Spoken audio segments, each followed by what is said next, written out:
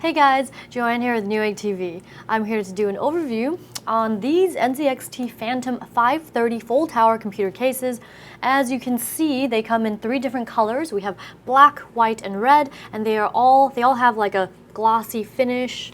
I'll show you them in more detail in just a little bit, and I will be going over the white version because you can see it better during filming because of the lighting and everything. And one more thing, I know what you're thinking, these are ginormous, right? But they're actually not huge full towers. It's only because I am tiny. Here's a 360 look at the white case. So I've had a look at the case earlier, and it comes in mainly this very solid steel for the side panels, most of the interior, but you do get some plastic up at the front and the top of the case.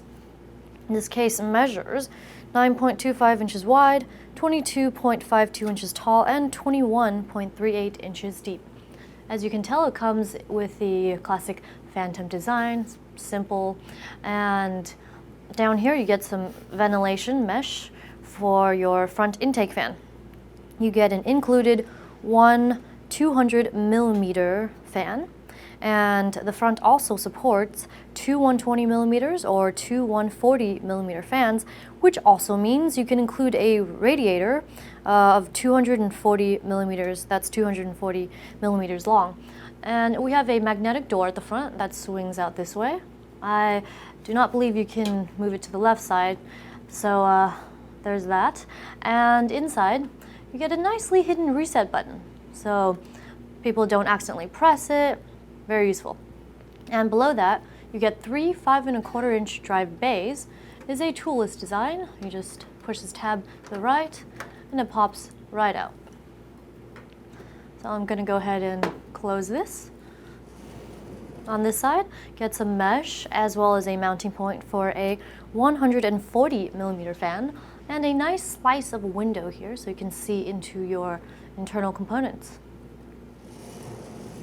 On the rear, you get a pre-installed 140 millimeter fan, honeycomb ventilation. There's also mounting points for a 120 millimeter fan, and as you can tell, these points here, they're longer, so you can adjust the height of the fan for the direction of airflow. I mean, the height of airflow, whatever you prefer.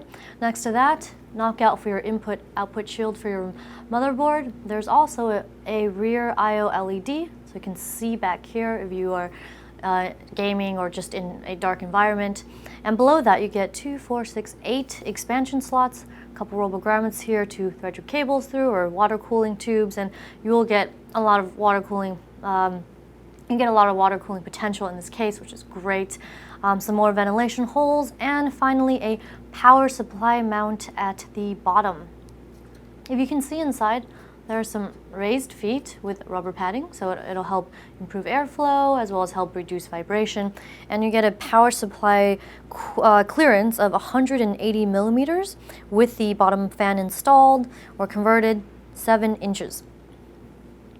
There is also, let me get this out here, a removable dust filter. On this side, it is very clean and we don't have much going on. Here at the top of the case, right here, we have the button to turn your rear I/O on or off, 3-speed 30-watt fan controller, and up here is the power button, and these are your 2 USB 3.0 ports. You get the headphone and microphone jacks. Moving right along, some mesh here for ventilation for the top, and there's actually quite a bit of room in there, so you should be able to include a radiator, thicker radiator, push-pull config. Should be fine with clearance, but let me go over the actual specs. So you can mount either 2 200 millimeter fans up here, 2 140s, or 3 120s, and you get radiator support of up to 360 millimeters. Also, this case, it claims you can install the Kraken X40 or the X60, and the X40 is a 140 millimeter water cooler, and the X60 is a 280 millimeter water cooler. And with the X60, you should be able to mount the 280 millimeter cooler up here at the top.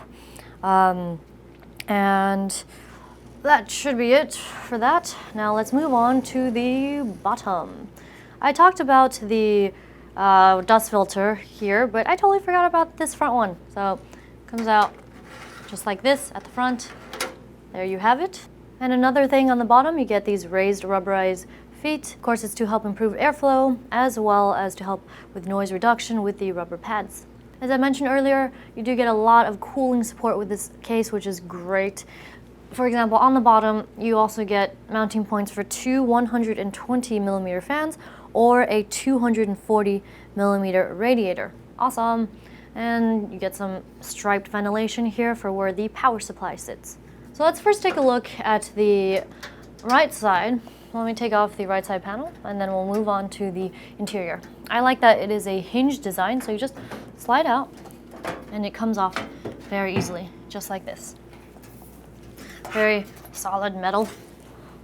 All right, so on the inside, you get a angled cutout for your aftermarket heatsink.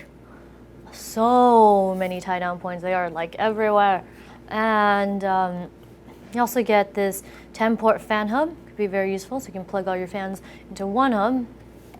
And next to that, 2.5-inch drive mount on the back of your motherboard tray.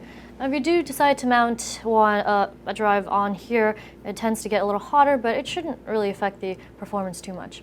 And you also get some rubber grommets here, as well as more holes to route your cables through.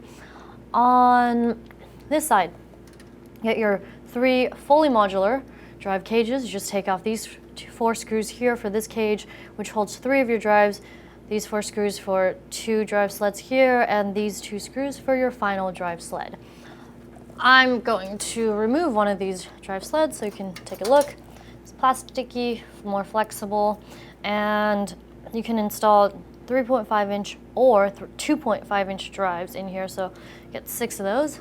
And of course you get that additional 2.5-inch drive mount. All right, now let's take a look at the accessories. I'm going to take it out of this drive sled. But I need to cut this piece here, so give me one moment. Inside, what do we have? Individually labeled bags of mounting hardware, your various screws for your power supply, and you also get some fan screws. What else? And various other mounting screws. And you should have some motherboard standoffs. There we go. And here we go. And one more thing, they also include a bunch of cable ties for you. And of course, with the accessories, it cannot be complete without, hold on, let me take out both of them, the user manual in multiple languages. Just shows you how to install everything. Very useful. Now, one last thing is this, what is this? Oh, packet showing you NZXT's other lovely power supplies and accessories and all that. So if you're interested, take a look at this. Finally, let's take a look at the interior. I'll just remove these thumb screws here, take off the side panel.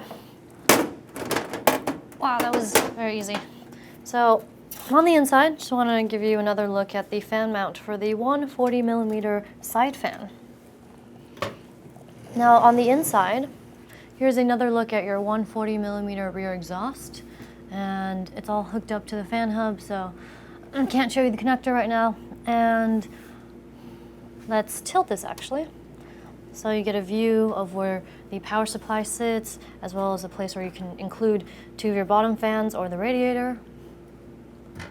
Up at the top, you can see you get plenty of space there for your radiator or fan configurations. And this case is compatible with mini ATX, micro ATX, ATX, and eATX motherboards, measuring up to 322 millimeters by 272 millimeters. And moving on, they've also included most of your standoffs on here for you. let's see, in this bag, we should have your front panel connectors. So, let's take a quick look-see. This is the Molex for the power that powers the case, as well as the fan controller. It'll need plenty of juice, so that's what it's for. And you, of course, get the USB 3.0, 20-pin USB 3.0 internal header. You also get some additional fan headers here. And I believe, what is this? Your audio connector. And all of your power reset and LED plugs all scattered through here. There we go. Now onto the right side of the case, well, not the right side, but this side, you get your toolless 5 1/4 inch drive bays, and below that, your 3 drive cages. Earlier I said I removed the 4 screws there, so I'm going to take it out, but one thing first, you do get a pivot fan right here. So you can change the direction of your airflow to whichever part of the case you would like, and just loosen or tighten the screw to keep it in place, or just to adjust it. And I'm going to remove this drive cage. It's very easy, just pull it out, and there we have it. For the pivot fan mount, you can mount a 120 or 140 millimeter fan, and let's spin it around to the right side. You get enough space between the motherboard tray and the side panel. You get 26 millimeter to 34 millimeters of space for cable routing and all that. So one last thing on this white case before I give you the 360 tours of the black and red cases is the clearance. So for your CPU cooler, you get a clearance of 183 millimeters or 7.2 inches, whichever measurement conversion you prefer. And for the graphics card clearance, so with the drive cage, you get a clearance of 310 millimeters or 12.2 inches, and without the cage, 444 millimeters or 17.4 inches. So you get plenty of space for pretty much any graphics card you would like to install. As promised, here's a 360 of the black case, and I will do the red case 360 in just a short while. So here it is. Just going to open the door for you so you can see it's all black. And on this side, I've already removed the side panel, so you can see inside. Fully painted black, very nice, except for the white fan there, fan blades. And there we have it. So I'm going to move this aside. This is actually very light. I believe it's, 27 pounds. Not a big deal. I have had other cases that are like 40 pounds, and that's really heavy. So here's a look at the red case. Same side panel. It's red. Just took it off. And interior, also red. Here is the interior. It is red with a black theme, and of course your white-bladed NZXT fan. That covers it. I hope you enjoyed this look. That wraps up our overview on these NZXT Phantom 530 full tower computer cases. And I'm Joanne. If you enjoyed this video, be sure to subscribe to our Newegg YouTube channel. Thanks for watching Newegg TV, and we'll see you next time.